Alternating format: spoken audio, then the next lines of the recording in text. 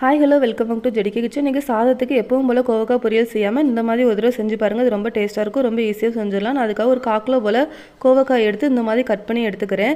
நீங்கள் விருப்பப்படுற எந்த ஷேப்லனாலும் நீங்கள் கட் பண்ணி எடுத்துக்கலாம். நான் ஒரு பேனில் கொஞ்சமாக எண்ணெய் ஊற்றிக்கிறேன். எண்ணெய் நல்லா சூடானதுக்கப்புறமா ஒரு 1/2 ஸ்பூன் போல் சீரகம், 1 ஸ்பூன் போல் வரமல்லி, ஒரு 4 பல்லு பூண்டு ஆட் பண்ணியிருக்கேன். ஒரு 5லேருந்து 6 காஞ்ச மிளகாய் ஆட் பண்ணிக்கோங்க. ஓரளவு வதங்கினதுக்கப்புறமா 2 மீடியம் சைஸ் பல்லாரி இந்த மாதிரி கட் பண்ணி வச்சுருக்கேன், அதே ஆட் பண்ணிக்கிறேன். வெங்காயத்தை கொஞ்சம் நல்லா வதக்கி விட்டுக்கோங்க.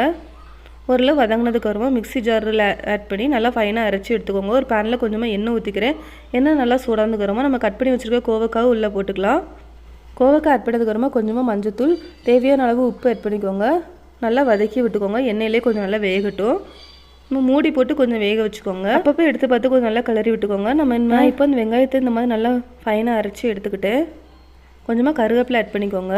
அதுவும் வாசம் நல்லாயிருக்கும். நம்ம அரைச்சி வச்சுருக்க பேஸ்ட்டே உள்ள ஆட் பண்ணிக்கலாம். ஆட் பண்ணிவிட்டு நல்லா கலரி விட்டுக்கோங்க. நான் கொஞ்சமாக புளி ஊற போட்டு தண்ணி மட்டும் எடுத்து வச்சுருக்கேன், அதே உள்ள ஆட் பண்ணிக்கிறேன். இது ஆப்ஷனல் தான், ஆனால் புளி ஆட் பண்ணோம்னா நம்ம சாதம் கூட பசங்க சாப்பிட்றப்போ அவ்வளோ டேஸ்ட்டாக இருக்கும். நீங்கள் புளி ஸ்கிப் பண்ணுறதுனாலும் ஸ்கிப் பண்ணிக்கலாம். நான் கடைசியாக கொஞ்சமாக கொத்தமல்லி தலை தூவி இறக்கிக்கிறேன். ரொம்பவே சூப்பராக இந்த கோவக்காய் பொரியலை நீங்களும் ட்ரை பண்ணி பார்த்துட்டு உங்களோட ஃபீட்பேக் எனக்கு ஷேர் பண்ணுங்கள். தேங்க்யூ.